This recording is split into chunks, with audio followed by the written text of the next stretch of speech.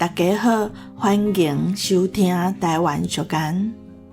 今仔日要甲大家介绍的俗言是：侥幸钱失得了，冤枉钱跋输缴。侥幸钱是讲公骗，也是公抢的钱。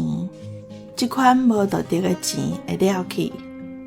冤枉钱是讲侵占的，也是用无正当的手段得到的钱。嘛有可能跋缴跋甲苏手回来，这是一句劝人毋通小贪的俗言。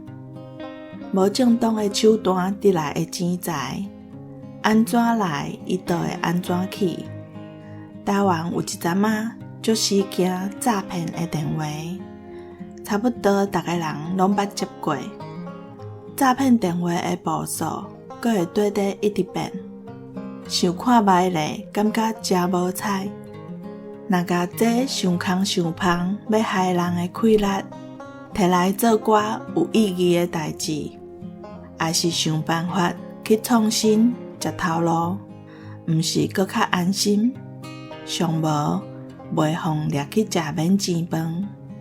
以上，感谢收听。